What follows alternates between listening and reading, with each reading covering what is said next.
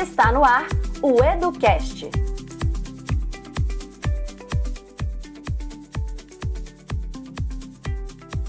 Bom dia, boa tarde e até mesmo boa noite. Estamos iniciando mais um episódio do EduCast. E dessa vez, infelizmente, vamos ter só eu de apresentadora, que é a Sofia, porque a Luísa, ela teve problemas de saúde e ela não pode participar. Bom, mas voltando ao que interessa, não que a Luísa não interesse, mas hoje nós vamos entrevistar a professora Darina. Tudo bem, Darina? Tudo bem, Sofia? Um prazer, uma alegria estar aqui. É um prazer também receber a sua presença alegre e extremamente maravilhosa no nosso podcast.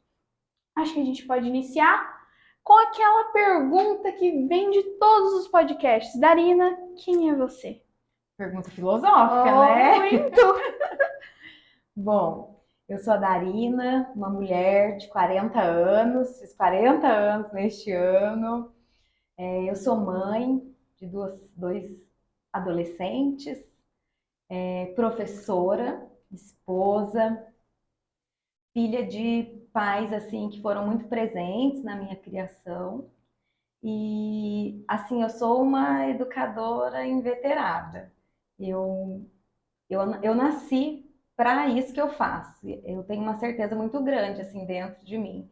Quando me perguntam o que eu sou, eu falo assim com muita certeza que dentre os muitos papéis que eu assumi na sociedade, na minha vida, um deles e um dos mais importantes é ser educadora. Assim, eu gosto demais desse título, faço questão de trazê-lo, mesmo assim quando não é um ambiente educacional. Ah, tá falando isso porque tá aqui fazendo podcast para a escola. Não, essa é uma das minhas identidades, né? Eu sou mãe, eu sou esposa, sou cidadã, sou mulher, mas eu sou educadora também. E acho que essa identidade de ser educadora é uma identidade extremamente importante.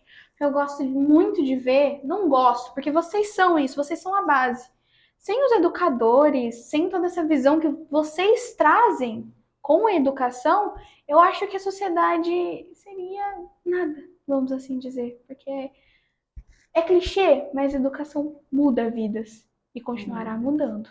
Muda a vida, assim, dos alunos, mas muda a vida de quem é educador. Sim. Também, assim. O educador, ele se transforma ali no exercício do seu trabalho. E é o que, assim, eu vivencio constantemente. A cada pessoa que passa por mim, né? Porque cada um é uma pessoa. A cada turma que passa por mim, a cada colega de trabalho que passa, a cada material que eu tenho que ter contato para eu poder trabalhar, eu aprendo muito, assim, é uma profissão que você troca muito e cresce enquanto pessoa, enquanto cidadão, e é uma, como você disse, é uma função muito importante para a sociedade, muito importante. Bom, eu acho que agora a gente pode entrar no nosso tema, que é um tema que a gente não pode negar de forma alguma, que é extremamente importante de ser discutido, que é o racismo. E bom, eu acho que é mais importante ainda a gente explicar por que a gente trouxe a Darina, que mesmo participando de uma minoria, que são as mulheres, é branca. A Darina, ela estudou sobre isso.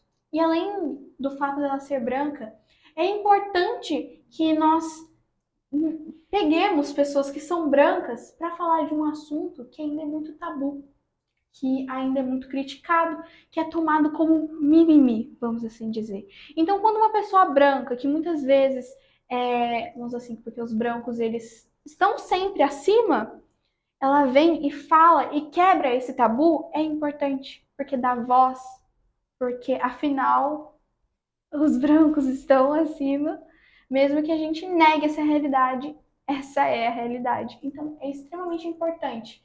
Esse podcast é extremamente importante.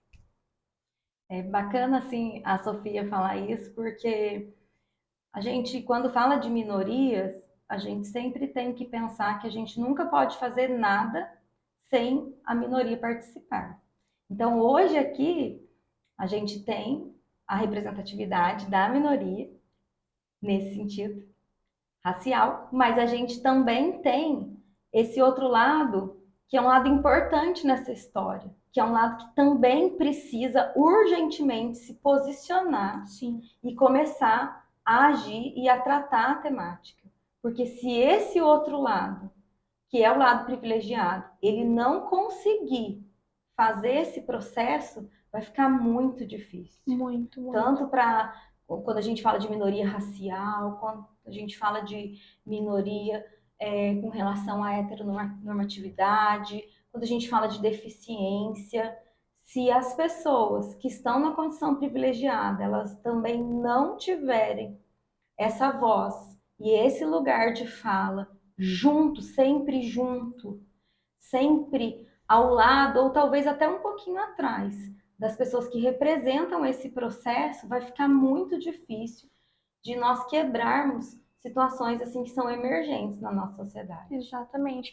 É muito importante a gente discutir. Eu não consigo nem colocar em palavras a importância, porque são com essas palavras, são a partir desses assuntos que a gente vai quebrando esses paradigmas.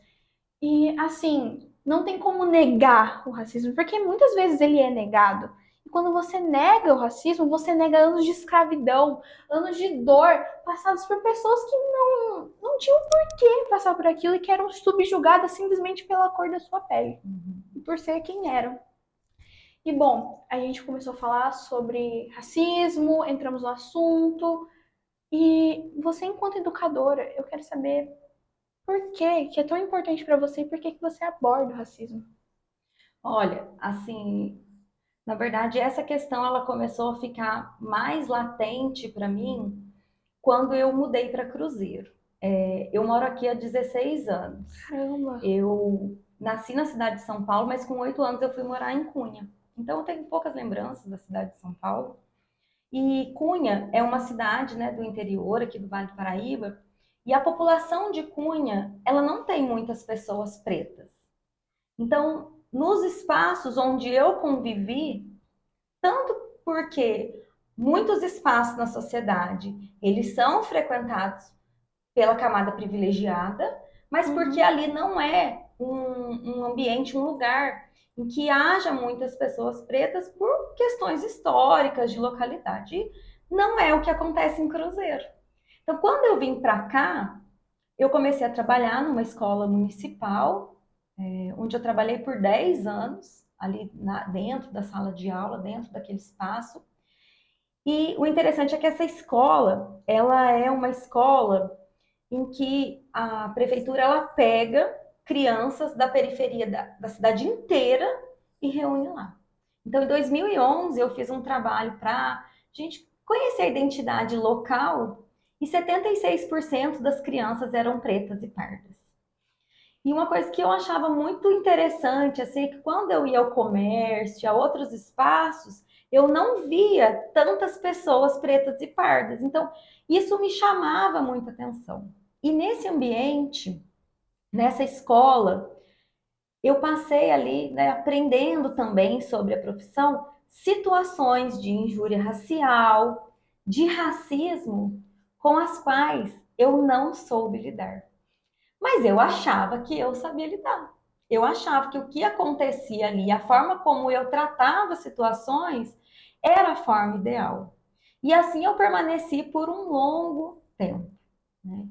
Depois eu ainda fui estudar gestão escolar. Quando a gente estuda gestão escolar, a gente vai estudar essa questão dos conflitos que existem dentro da escola. E mesmo assim, eu não me aprofundei nesse assunto. É como se aquilo existisse e a tratativa que eu desse, ela fosse suficiente. E assim eu permaneci por muito tempo. E ela não era. Todas as tratativas, assim, elas eram feitas por uma coisa assim, que eu achava que estava certo.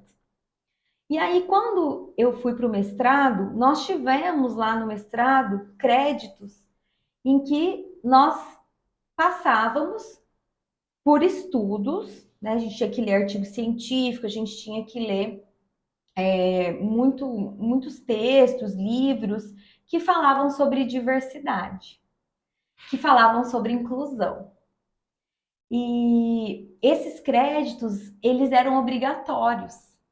E assim, o fato deles serem obrigatórios já me chamou muita atenção, porque quando eu passei pela faculdade, a faculdade, gente, ela não prepara o professor para a diversidade. Ela não prepara o professor para dar aula para o aluno que não consegue aprender, para tratar essa diversidade que a gente tem numa sala de aula.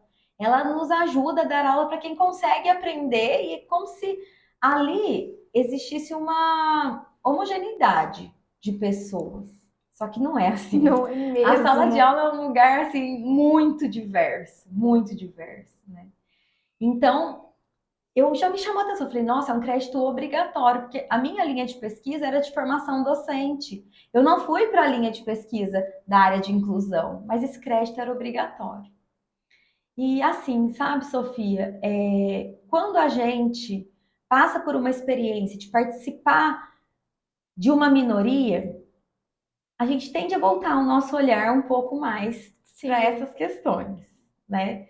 Então, eu tenho uma sobrinha que tem uma deficiência. E você também já começa a olhar, fala assim, nossa, mas como que as coisas são injustas? Como que o sistema ele é opressor?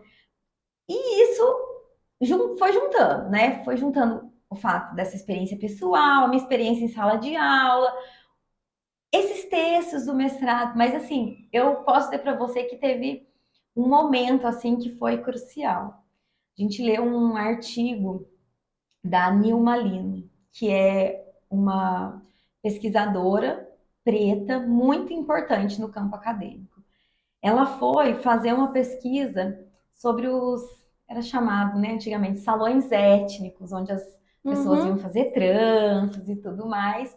Ela foi fazer uma pesquisa para entender qual era a implicância desses espaços em determinadas localidades, mas quando ela fez essa pesquisa, o que ela descobriu entrevistando as pessoas, ouvindo as pessoas?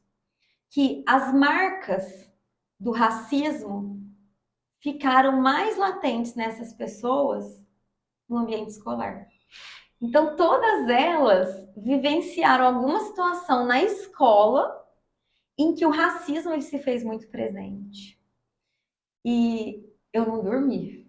Nesse dia, assim, tem uma outra professora que dá aula aqui no Educarte, que é a Ana Cláudia, ela também estava comigo nessa aula. E a gente, assim, a gente ficou até de madrugada conversando, assim, meu Deus do céu, lembra quando acontecia isso lá na escola? Porque essa outra escola do município, a gente também trabalhava junto. Olha, a gente fazia isso, nossa, é totalmente errado, não era assim que a gente tratava. E começou, assim, a suscitar na minha memória tudo aquilo que eu tinha vivenciado com aqueles alunos daquele espaço. E com os outros alunos também que passaram por mim. E você começa a pensar assim, poxa, enquanto você é a educadora, que é a pessoa que tem que, na verdade, ter o domínio da tratativa que você precisa fazer naquela situação, você não tem. E quantas vidas passam por você e você não tem a tratativa correta, isso tem implicação na vida dessas pessoas. Muito. Só que essas pessoas não estão mais no meu convívio. Então, é uma situação assim que você pensa enquanto educadora, porque você fala assim, mas é uma questão da profissão.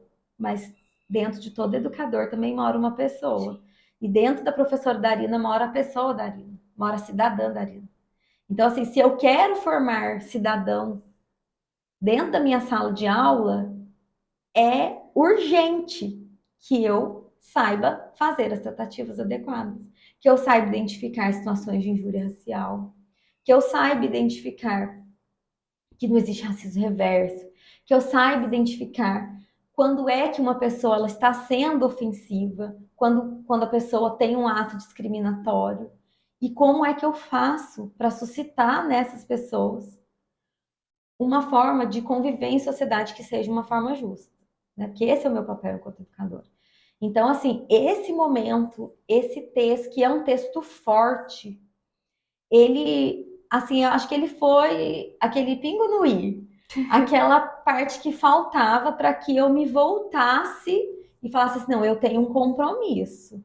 Eu tenho um compromisso enquanto cidadã enquanto mãe, que precisa formar também pessoas para a sociedade, né? Porque é isso que a mãe também faz. Exato. Enquanto educadora ali na sala de aula, de trazer essa perspectiva para os meus alunos, para os meus colegas de trabalho, para a minha família, para as pessoas com quem eu convivo. Assim, é muito difícil tratar o racismo e tentar combater ele, principalmente dentro da sala de aula, porque uma coisa que eu vejo muito é, principalmente isso de acerca de racismo ser mimimi, que muitas vezes os pretos eles são ensinados a aceitar que é assim, que vai ser assim e vai continuar assim. Só que o racismo não vai deixar de existir se você aceitar ele. Ele vai continuar existindo, ele vai continuar se perpetuando e vai continuar machucando. Não tem como. E é muito difícil, porque quando você está numa situação, como você disse mesmo, que tem uma diversidade muito grande dentro da sala de aula, e é difícil para um professor abordar essas realidades diferentes. Porque eu me lembro mesmo de um exemplo que uma professora deu, que ela trabalha em escola pública e ao mesmo tempo trabalha em escola particular. E que era totalmente diferente, que ela não podia dar o mesmo exemplo. Porque eram realidades, pensamentos diferentes. Então, quando você pega esse público, vamos dizer, o público branco e o público negro, são pensamentos diferentes, são coisas diferentes que eles têm que aceitar. É muito difícil tratar isso quando você já aceita que o problema existe. E a gente não tem que aceitar. Não pode continuar assim. A gente tem que aceitar que ele existe, mas a gente não tem que aceitar que ele continue existindo. Exatamente. É assim, quando a gente olha para o sistema escolar na rede privada, a gente sabe que o número de pessoas pretas e pardas, ele é menor, né? Então, a importância também, hoje eu atuo na rede pública, mas eu não estou na sala de aula, eu estou na parte de gestão. Mas aqui dentro da sala de aula, nos espaços, né, nas escolas particulares, a gente tem mais obrigação até, porque quem é preto e pardo dentro desse ambiente, ele é minoria. Ele quase não tem espaço para falar. E a tendência é que as pessoas falem mesmo, ah, é mimimi, ah, é isso, ah, porque é ela e tudo mais. Então, assim, é emergente que a gente fale sobre esse assunto. E assim, é emergente que os brancos falem sobre esse assunto. Muito. Que os brancos tragam essa tratativa. Que os professores tragam essa tratativa para a escola. Né? Então, assim, eu, depois deste processo em que eu percebi que eu preciso me posicionar, que eu preciso tratar desse tema, eu preciso também me fortalecer para fazer os enfrentamentos necessários, né? E ter muita segurança para fazer isso. Então, eu trabalho com a área de linguagens, né? E quando a gente fala de linguagens, a gente fala de literatura. E aí a gente pode se encantar com esse universo da literatura. Maravilhoso. Para fazer a nossa cabeça se abrir para esse tema também, né? Eu me lembro que no ano passado, na Bienal, a gente, aqui na escola, a escola ela tem essa preocupação, eu percebo essa preocupação da escola em trazer oportunidades de discutirmos essas temáticas que são emergentes na nossa sociedade, né? E na Bienal do ano passado a gente trouxe, né? As mulheres pretas. E aí eles deixaram espaço livre para nós escolhermos, né? E eu escolhi uma delas que é assim a Chimamanda, uma mulher por quem eu me encantei, assim. Acho que eu não tenho nem palavras para descrever o quão maravilhoso. Meu Deus, que livro! Meu Deus, meu Deus, meu Deus, meu Deus, meu Deus. Darina, eu te agradeço tanto por ter me apresentado esses livros. Você não tem noção. Mas assim, Sofia, você que não imagina assim, a alegria que eu fiquei quando a Ana Paula falou assim, eu posso emprestar o livro para a Sofia? Porque é muito difícil você encantar os alunos para ler. Muito. Quando a gente fala de uma mulher preta, africana, que vai falar sobre racismo, Você não tem, assim, um grupo de alunos que vai falar assim, ai, vem, Nossa, traz que pra legal! mim que eu quero ler. Não vai ter, não vai. Então, assim, quando a escola oportunizou, eu falei, agora é o momento de nós trazermos. Então, como a Chimamanda, ela tem esse encantamento, porque ela é uma contadora de histórias, Muito boa. e ela traz um vídeo famoso dela, assim, que passou muito ali nas redes sociais, ainda continua aparecendo, que é o livro que ela fala do período de. O livro não, o vídeo que ela fala do período de uma história única, né? Que ela também foi vítima de uma história única. E que nós somos vítimas de muitas histórias únicas, né? A gente conhece muitas histórias, muitas realidades por meio de algumas poucas falas e que é preciso dar voz a outras falas, né? E aí ela trouxe isso, eu trouxe um pedacinho do vídeo e a gente foi falar sobre a questão do racismo estrutural. E quando eu falo desse enfrentamento, esse enfrentamento ele precisa acontecer, porque não é fácil você falar para um grupo privilegiado que sim, nós somos frutos de uma estrutura racista, e que portanto a gente é racista. E Muito difícil, muito difícil. Principalmente aceitar. Aceitar que você é. E a Chimamanda, no livro, tem uma parte em que ela, né, escrevendo os blogs ali, né? Nossa, Que aqueles é uma leitura muito gostosa, porque tem a parte do enredo, né, que é a vida dela, e que ela vai falar que ela não sabia o que era racismo até ela ir para os Estados Unidos. Exato. Então, isso também já pra gente que é branco, isso já é um gatilho. Você fala, opa, peraí. Como assim? Como assim? Que a gente não passou por isso. A gente não... A gente passou por essa situação. E ali a forma como ela envolve a gente na narrativa, você fala, opa, é um gatilho interessante.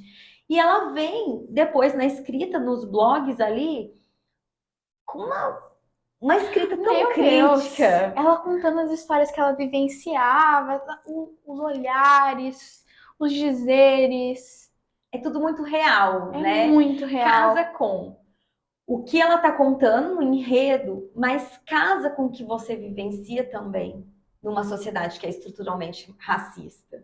Então, olha o poder que a literatura tem de fazer você enxergar o que às vezes as mídias não estão conseguindo fazer. Porque o envolvimento com uma obra, você vai ser tocado. Você Não vai tem se como envolver não ali. ser tocado. Não tem como.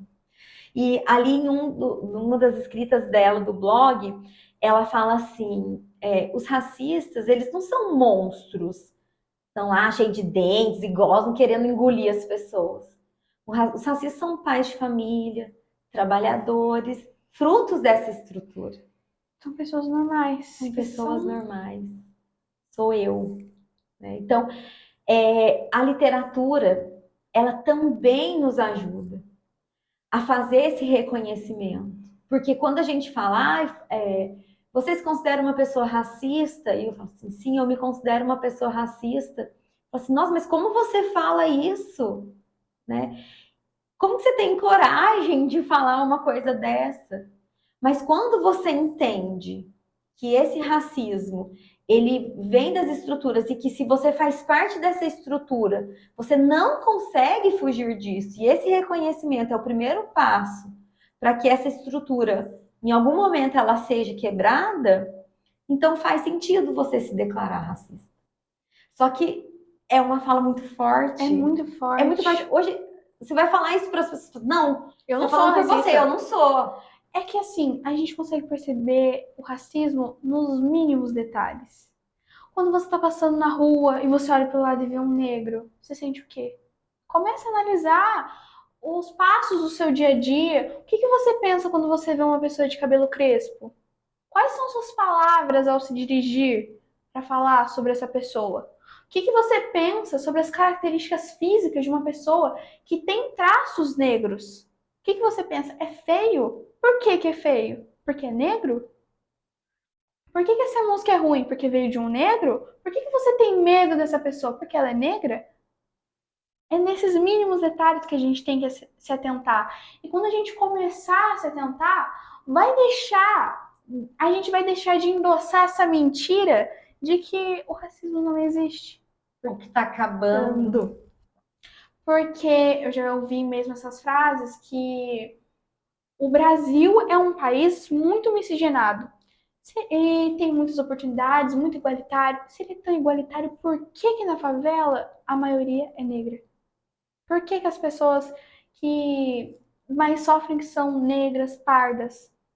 Por Por que que quê? na escola pública a maioria Porque das crianças são pretas? Por que que nas escolas periféricas a maioria das crianças são pretas? Por que que no CRAS e no CREAS a maioria das pessoas que estão lá na fila para buscar Por que que a assistência gente são nunca teve pretas? uma pessoa no poder que é negra? Até mesmo nos Estados Unidos, que aos Estados Unidos teve um presidente que é negro. E a obra trata disso, né? A americana da Chimamanda vai falar dessa ascensão do Obama. Que eu achei interessantíssimo. E vai falar dessa representatividade, como isso foi importante para eles, né?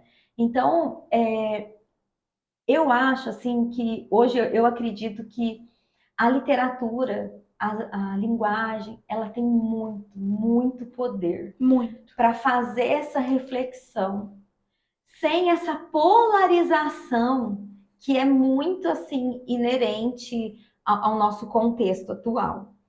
Eu acredito muito na força que as pessoas pretas têm para falar e para trazer o que elas têm. E quando elas trazem isso de uma forma incisiva, eu acredito que é assim que elas têm que trazer. É dessa forma que elas têm que trazer. E a gente que não está nesse lugar de fala, a gente também precisa ser incisivo na nossa fala, mas a gente também precisa mobilizar esse pensamento para que a gente possa quebrar esses paradigmas. E eu acredito muito na literatura. Muito. E é interessante a gente pensar que não só não é uma questão assim, a Darina acredita nisso.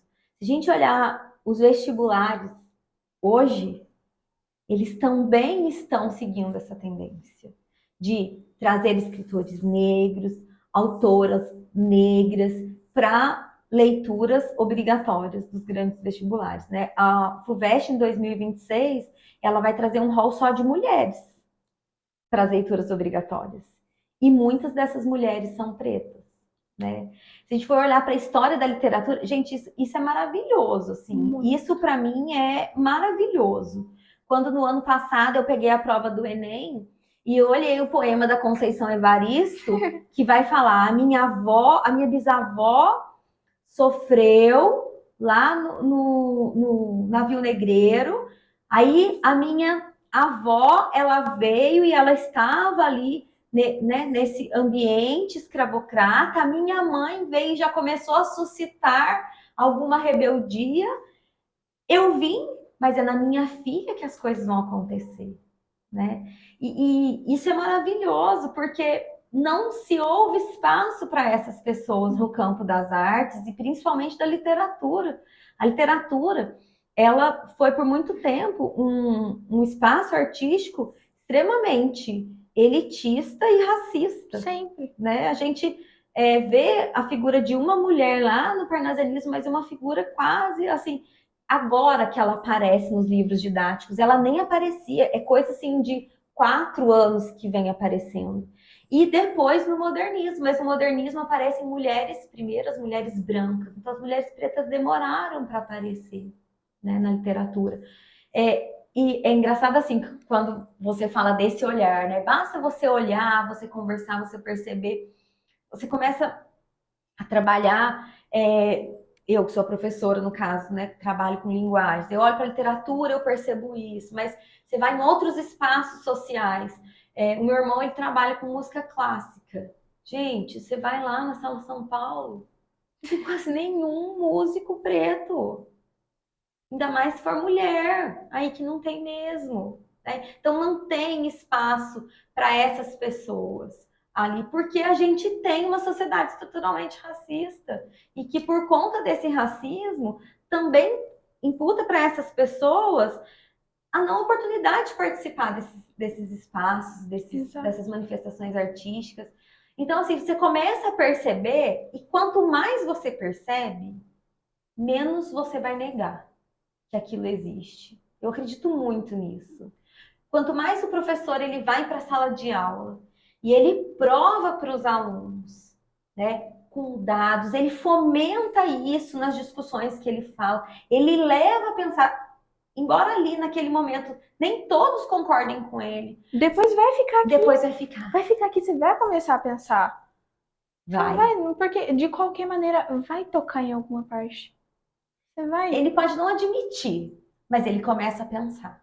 Ele começa a pensar. E é interessante que é um movimento que não pode parar. Demais. Essa oportunidade da Bienal, no ano passado, ela me trouxe esse espaço de fala para trazer a Chimamanda e foi muito interessante, porque ali a gente puxou também para essa questão do racismo, para discutir racismo estrutural, racismo no esporte, enfim. E ali a gente aplicou, a gente fez uma espécie de uma... a gente adaptou um teste que a Universidade de Harvard elaborou para ver se as pessoas são mesmo racistas, né? E assim, foi unânime ali. E a gente pergunta, né? O Brasil é um país racista? Todo mundo fala que sim. Quem aqui é racista?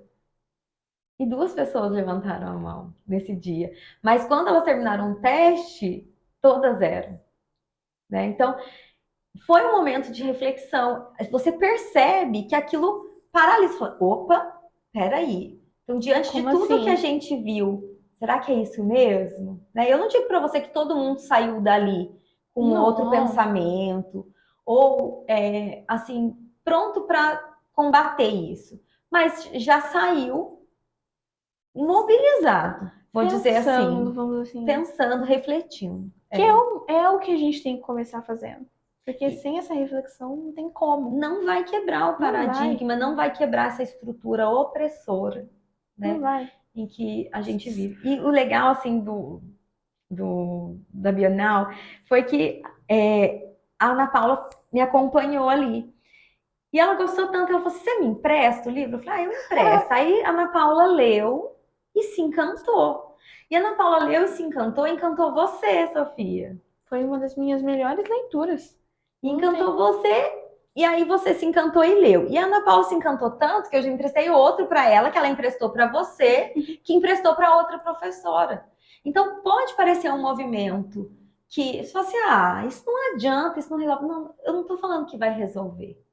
Não estou falando que vai resolver. Não existe fórmula mágica. Existe cada um fazendo a sua parte. Uma coisa que a gente escuta muito, Sofia, assim, e que eu ouvi também neste dia, né? E em outros momentos, assim, de reflexão sobre essa questão do racismo, é que, mas não é culpa minha. Mas fui eu que escravizei as pessoas africanas? Não fui eu. Não foi um parente meu, não, para, não é isso. Não é isso. É a sua parcela de responsabilidade hoje enquanto cidadão. Qual é a sua parcela de responsabilidade? Você, sendo cidadão, você busca justiça, busca igualdade, para que a sociedade ela consiga funcionar de uma forma boa para todos. Então, qual é a sua parcela? Porque no final a gente não quer ser, assim, a gente quer ter essa igualdade. A gente quer ter muito essa igualdade. Uma coisa que eu gostaria de afirmar é que em todos os grupos, de forma alguma, os negros são perfeitos. Não. Existem pessoas ruins, existem pessoas incorretas em todo e qualquer lugar. E isso é fato. Não, o que a gente quer aqui não é trazer que o povo negro é alguém perfeito, que eles merecem tudo. Não, a única coisa que a gente quer é que eles tenham voz, é que eles sejam tratados com a mesma justiça com que uma pessoa branca é tratada. Para que eles não tenham que sair de casa e ter medo de morrer a cada momento, medo de sofrer um racismo, medo de serem agredidos, medo de serem parados por um policial e serem presos simplesmente pela cor da sua pele. É isso que a gente quer. A gente quer justiça, afinal. E quando eu falo que a literatura ajuda muito nisso, de tudo isso que você trouxe, Sofia, tem um livro que se chama O Avesso da Pele. Já ouvi falar. Gente, esse livro, assim, é para toda pessoa branca ler. Assim, foi uma leitura que me tocou muito também, porque é um livro que vai mostrar esse avesso da pele mesmo, pela perspectiva de quem passa por essa situação. E qual é o papel da gente que é branco nessa sociedade para incluir essas pessoas, porque é direito deles, não é porque a gente tem que ser bonzinho, Não, que a porque gente... é direito. Não, é porque a gente tem que fazer. É Somos simples todos seres assim. humanos. Exatamente. E quando as pessoas falam assim, ah, eu não vejo cor. Não, você vê cor, sim. Você vê. Todo mundo vê cor. Ah, não, para mim todos os seres humanos são iguais. Não, todos os seres humanos não são iguais, nós somos totalmente diferentes. E no meio desse papinho de todos os seres humanos são iguais, existe uma coisa que me intriga muito. Quando a gente aborda que todos os seres humanos são iguais, a gente esquece essa negritude. A gente esquece que as pessoas são negras. A gente não quer que essa negritude ela seja esquecida. A gente quer que ela seja respeitada. É isso. Da mesma forma como um branco é respeitado, da mesma forma como ele é exaltado, a gente quer que quem é negro e quem, assim, se esforçou para ter essa exaltação seja exaltado da mesma forma que um branco. É isso que a gente quer. Exatamente. Não é supervalorizar uma cor. Não, não é isso. É um processo de reparação. Porque quando a gente fala, por exemplo, que a FUVEST, ela vai trazer mulheres, Meu e ela Deus. vai trazer mulheres pretas também, foi porque durante muitos e muitos e muitos e muitos anos isso não foi feito. Então, precisa existir um momento na história em que isso seja quebrado. Isso está acontecendo. Só que a gente, assim, fica preocupado com uma coisa. Não sei se é uma preocupação só minha, mas a gente fica pensando assim que quanto mais a gente acha que tudo está normal, tudo é igual, a gente perde essa perspectiva de reparação e de dar a oportunidade para quem precisa ou teve oportunidades negligenciadas. Né? A gente falar em sistema de cotas, de cota racial. Gente, a gente fala, meu, isso não precisava ser um tabu ainda. Né? Hoje a gente tem os meios de informação, as pessoas sabem, conhecem a história, né? Mas não é o que acontece. Às vezes a gente precisa ficar explicando essa questão para as pessoas assim que convivem em espaços em que elas já poderiam ter entendido. Então tá tudo bem, a gente vai explicar para elas quantas vezes for preciso. A gente não pode parar de fazer. A gente não pode achar que tá tudo bem ou que já ficou tudo bem. Não, não ficou tudo bem, não tá tudo bem ainda. Porque se tivesse tudo bem, a gente nem estaria aqui fazendo esse podcast. Exatamente. Você falou das cotas e, assim, na minha opinião, elas quase não mudam. Porque, assim, sinceramente, quando você analisa as cotas, elas seriam para ajudar uma parte da população que é desfavorecida, mas elas sequer vão atrás desse direito. Porque elas já são ensinadas que elas não precisam disso. Elas têm que trabalhar. Que é isso? Os dados nos mostram isso, né? Muitas vagas que são destinadas para cotas, às vezes elas não chegam a ser preenchidas. Porque não se fomenta isso. E é interessante, quando a gente fala, né, nessa questão de racismo, a gente pensar que aqui, por exemplo, no ambiente escolar, vocês, alunos, logo mais estarão no ambiente de trabalho, né, no mercado de trabalho. E cada pessoa no seu ambiente de trabalho, ela tem uma missão ali, naquela empresa onde ela trabalha, mas uma missão social, né, que é trabalhar ali para que a sociedade ela consiga se manter de uma forma igualitária, equânime, né? E a gente pensar assim que essa questão das cotas, ela precisa vir da educação básica. A educação básica ela precisa melhorar, porque é na educação básica, é na escola pública, em que a maioria dessas pessoas pretas e pardas estão, em que aí sim essa melhora aconteceu lá nas políticas públicas e elas virem até elas chegarem às universidades, que daí é quando a gente vai falar das cotas. Então, vocês que estarão no mercado de trabalho, vocês que estarão ali na sociedade, que estarão ali em posições importantes, vocês vão fomentar que políticas públicas aconteçam. E uma das prioridades dessas políticas públicas é trazer uma educação de qualidade. Para que essa educação de qualidade, ela venha desde as bases. Para que a criança preta, ela seja ensinada que hoje existe cota para ela e que ela pode sim, que ela deve, que aquele espaço é dela, aquela vaga é dela, para ela continuar os estudos. Porque é o que você falou, a gente não consegue nem preencher as vagas, porque isso não é ensinado desde as bases. Então, a gente precisa fomentar essas políticas. E assim, falando das cotas também, voltando a falar na realidade, se a gente não tivesse essa desigualdade, se a gente não tivesse esse racismo, se a educação ela fosse boa para todos, que a gente sabe que não é, a gente nem precisaria de cotas, porque todo mundo teria a mesma oportunidade, a mesma porcentagem de oportunidade. Sabe? E mesmo sendo uma reparação histórica, se fosse, vamos dizer assim, perfeito, se fosse tudo perfeito, não ia ter porquê. Mas não é. E é nesse ponto que a gente quer chegar. Não tem porquê você falar que as cotas elas são desiguais quando elas sequer são utilizadas. Exatamente. Ai, ai.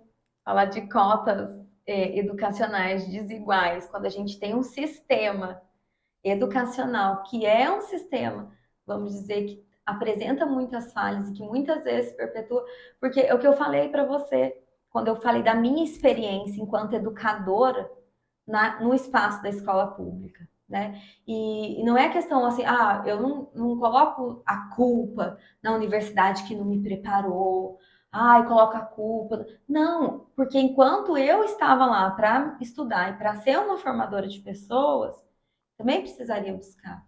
Mas é tanta lacuna social, assim, do período em que, no caso, eu estava na escola e que a escola não falou sobre isso, né? Eu estava nos espaços sociais de privilégio branco, em que as pessoas não falavam sobre isso, em que as pessoas faziam piadinhas racistas e tudo mais, e que aquilo a gente cresce achando que não tem nada a ver. Exato. Achando que é normal. Que é normal. São brincadeiras. Ele não liga. Nossa! Né?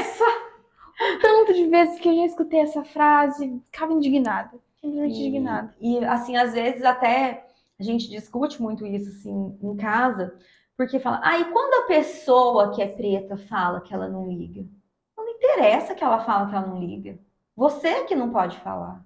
Você que não deve fazer.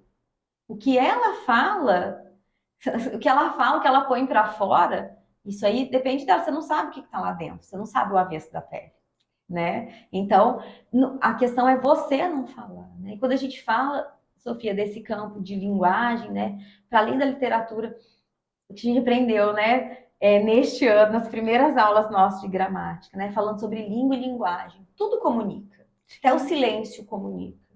Então, quando a gente tem expressões racistas, quando a gente tem atitudes racistas, quando, por exemplo, como você falou, uma pessoa preta passa na rua, se você põe a mão na sua bolsa... Nossa, uma atitude involuntária. Aí você se pergunte por quê.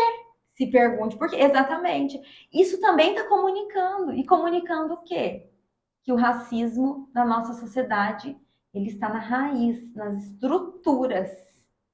E a gente não pode dizer que o outro não liga. A gente não pode comunicar com os nossos gestos, com as nossas palavras, ou dizer assim, agora não pode falar mais nada, que tudo é racismo. Não, não é que agora tudo é racismo. É que essas expressões sempre foram. É que agora as pessoas só estão apontando o que elas são. E a gente deve adequar o nosso vocabulário também, porque a gente se comunica por meio dele. Então, assim, muitas expressões eu aprendi que eram preconceituosas convivendo com as pessoas que são pessoas atípicas ou do meio atípico, ou que são pessoas que fazem parte de outras minorias. Eu aprendi e a gente tem por obrigação reestruturar a nossa linguagem, porque, como a gente aprendeu, quem manda na língua é o povo. A língua, ela se modifica todos os dias na Através boca do dos povo. falantes, através do povo, por meio do povo. Então, assim, se ela tem esse processo de modificação, a gente precisa modificá-la de forma a minimizar essas agressões. E a língua portuguesa, ela assim, ela é até perigosa nesse sentido. Por isso que a gente não tem sinônimo perfeito na língua portuguesa, né? Cada palavra, ela tem uma carga de expressividade muito grande. Então, dependendo da expressão que você usa, essa expressão ela pode sim ser ofensiva, ela pode remeter a uma situação que é uma situação racista. Então, a gente não pode utilizá-las. E aprender sobre isso é muito importante. Falar sobre isso é muito importante. É muito importante. Enquanto você falava, eu me recordei disso, de que antigamente, você mesmo falou sobre um pouco, que não existia racismo antigamente. A gente, partindo mesmo do cenário do futebol, a gente pode ver agora o Vini Júnior, que você mesmo viu você postando, e assim, antigamente no futebol era normal, macaco, jogar banana, e tá tudo bem. Entre aspas, entre várias aspas, e tá tudo bem. Mas por que era normal? É porque era uma geração forte, era uma geração que não ligava, não existia? Não, era uma geração que foi criada para aceitar. Era uma geração que foi criada com base em uma educação que você nasceu assim, você vai morrer assim. Você nasceu com esse pensamento e vai ser para sempre assim. Só que não. Mais uma vez, a gente não pode aceitar. E assim, Sofia, quando eu ouço você falando isso, de gerações, assim, eu acredito muito, eu convivo com os jovens, né, quase que diariamente, e eu acredito muito nesta geração.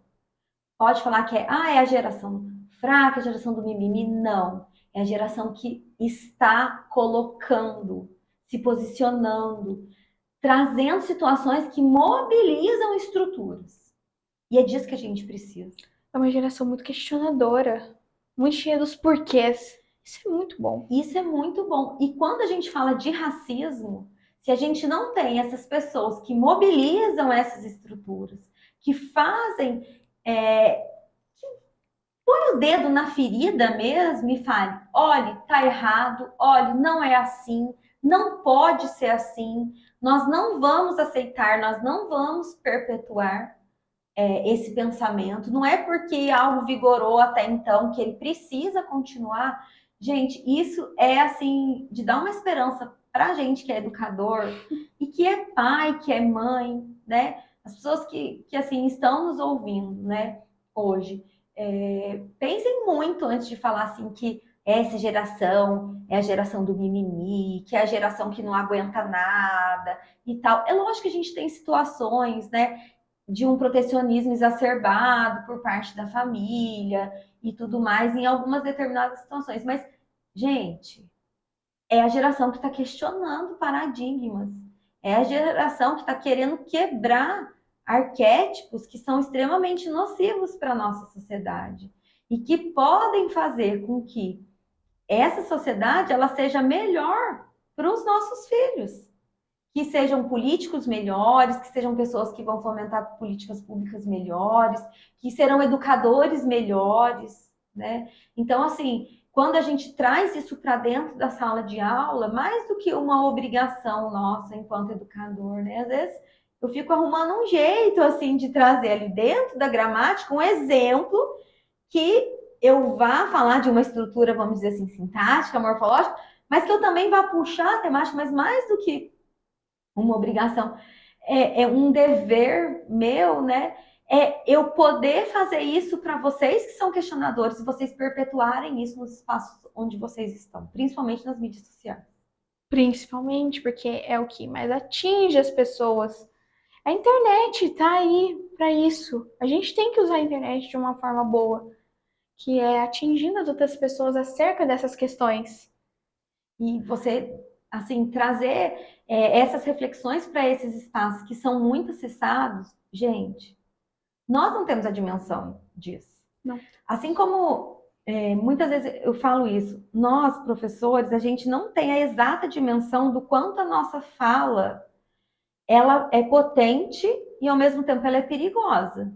Porque você pode, enquanto educador, trazer uma fala que pode erguer uma pessoa, mas você pode derrubar. Porque os alunos, eles veem no professor um reflexo daquilo que a sociedade tem que representar como, vamos dizer assim, um padrão social. Então, quando um professor, por exemplo, é preconceituoso, isso é extremamente nocivo. A gente não tem a dimensão do quanto isso pode afetar um aluno. A gente também não consegue dimensionar o quanto as redes sociais conseguem alcançar e fazer refletir, né? Hoje, assim, depois desse processo que eu passei, e eu ainda me percebo, assim, ainda uma pessoa muito crua, assim. Eu ainda quero buscar mais, estudar mais sobre, ter mais momentos, assim, para poder ler autores, artigos e trabalhar mais essa perspectiva do racismo em mim, para que eu possa trazer isso para o meu trabalho, para a minha vida pessoal. Eu penso, assim, que isso, a gente, nesse sentido, a gente ainda engatinha, sabe? Bem A gente devagarzinho. ainda engatinha, assim, a gente ainda está em um processo, assim, que precisa ser fomentado. A gente precisa fomentar isso muito na escola, com vocês, para que vocês questionem, para que vocês falem, para que vocês tenham espaço para falar, dar essa oportunidade para vocês falarem sobre esse assunto. Isso é muito importante, né? A gente fica feliz, sabe, de trabalhar, em ter a oportunidade de trabalhar em espaço em que a gente possa falar sobre isso, né? Aqui, a Educarte, ela traz esse espaço para gente, traz espaço para vocês, tanto que vocês participam desse podcast, né? Vocês trazem aquilo que vocês querem enquanto temática também, vocês têm essa oportunidade de ter voz, né? É uma característica aqui da escola, oportunizar para os alunos um momento de escuta. Vocês têm o LIVE, em que vocês também fazem muito isso, que é uma oportunidade. Esses movimentos culturais. Nos outros espaços onde eu trabalho, na prefeitura, por exemplo, a gente tem formações com educadores para falar sobre essa temática. E eu digo para você, Sofia, que é mais fácil você falar com a geração de vocês do que com a minha. Imagina falar com adolescente é mais fácil. É mais fácil. Mas Porque são pensamentos muito cristalizados. ainda tento, né? há aquilo de isso é um pensamento, eu vou morrer assim, vamos dizer assim. A síndrome da Gabriela, né? Eu Exato. nasci assim, eu aprendi assim, e é assim que é certo. Se antes assim dava certo, por que agora não vai? Por que as pessoas agora têm que falar? Então, assim, a gente precisa desse movimento, sabe? Muito. E eu acredito muito, assim, que nós, brancos, que temos esse privilégio, porque o que é o racismo, gente? O racismo nada mais é do que uma estrutura criada por um grupo que é um grupo de poder para subjugar outro grupo pelas suas características biológicas. Então, por isso que não existe racismo reverso. Porque como que as pessoas pretas, elas vão praticar um racismo com as pessoas brancas se elas não estão nessa estrutura de poder? É impossível, não existe racismo reverso, né? E é difícil as pessoas entenderem isso, que o racismo reverso não existe. Não, eles também têm, as pessoas pretas também têm preconceito com a questão da pessoa. Eu nunca ouvi seu branco, seu leite. Como assim? Eu nunca ouvi alguém falar uma coisa dessas. Eu nunca ouvi. Mas assim, as pessoas tendem a justificar, né? Então, as pessoas brancas, elas precisam cada vez mais tratar esse assunto. Nunca sem as pessoas pretas, nunca sem a perspectiva delas, né? Tem um lema das pessoas com deficiência que fala nada por nós sem nós, nenhuma luta por nós sem nós. E eu acredito muito nesse lema para todas as minorias. Nunca a gente falar de mulheres sem mulheres, né? Quantas decisões são tomadas no poder acerca das mulheres e as mulheres não têm representatividade ali, né? E com a questão racial também. Então, nós, a partir da perspectiva das pessoas pretas, a partir das vivências das pessoas pretas, e daquilo que só elas podem falar, porque só elas passam por determinadas situações, a gente precisa desse posicionamento. A gente precisa analisar essa estrutura, como você mesmo já disse. Da onde que veio? Começou lá, há muitos anos atrás, quando os negros eles vinham para cá em navios onde as condições eram extremamente precárias e eles passavam por coisas assim indescritíveis, dor, subjugados simplesmente pela cor da pele, sem alma, simplesmente porque eram negros. E assim continuou por vários e vários anos. Lei Áurea, de que serviu se mesmo assim ainda existiu racismo, ainda existia um preconceito contra uma cor, simplesmente uma cor de pele? Qual é o problema em ser diferente? Qual é o problema em não ser aquilo que você é? Quem você é, que está no poder, qual é o problema? O que a minha cor de pele influencia tanto na sua vida? O porquê eu sou tão odiado simplesmente por não ser branco? Por que eu não posso ser isso? Porque eu não posso ser você? Porque eu não posso ser como você? Por quê? Se questione, se pergunte e entenda. E não afirme eu não sou racista. Se você faz parte da estrutura, infelizmente você é. E quando você afirmar que você é, você vai começar a lutar. Porque entenda, quando você nega o seu racismo que está dentro de você, você perpetua ele.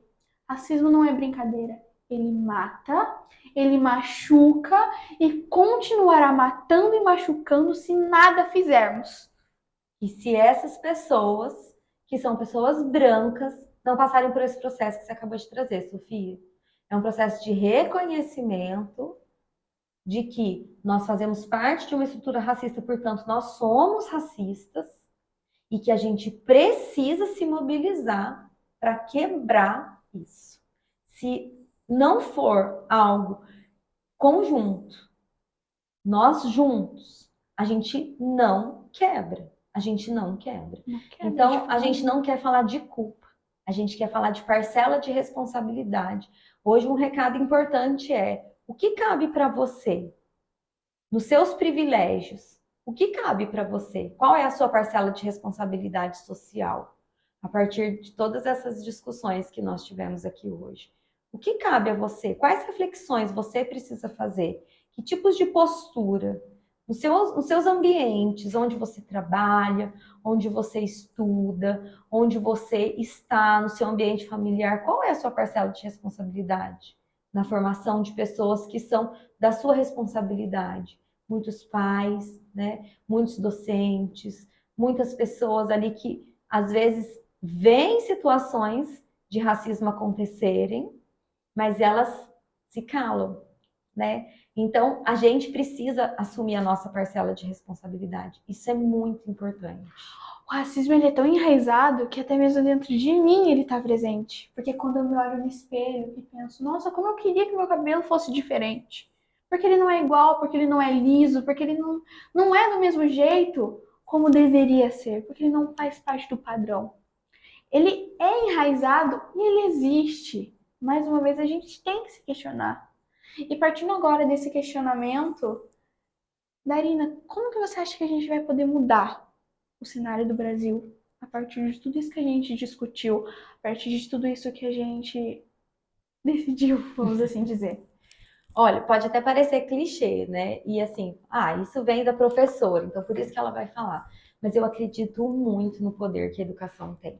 A educação formal. Hoje, né, isso não é assim, há muitos anos a educação ela é obrigatória. Não, isso é algo novo, né? Tanto que nós temos aí uma parcela da população que é uma população não escolarizada. Então, assim, a educação, esse ambiente escolar, que é um ambiente onde a diversidade ela vive, esse é um ambiente de uma potência muito grande, muito grande. Só que a gente precisa pensar o quê? Se esse ambiente ele é muito potente, esse ambiente também é um ambiente de pessoas que foram privilegiadas. Tanto que nós não temos muitos professores pretos. Exato.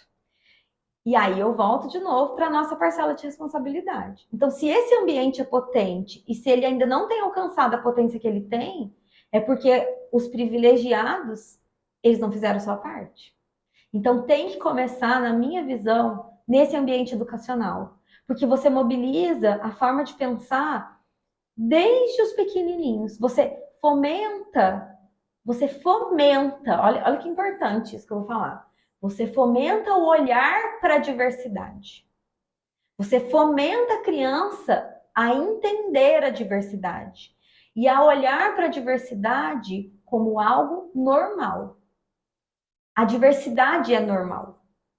A gente fala assim, todo mundo é igual. Isso não é normal. Não. Isso não é normal, mas a diversidade ela é normal.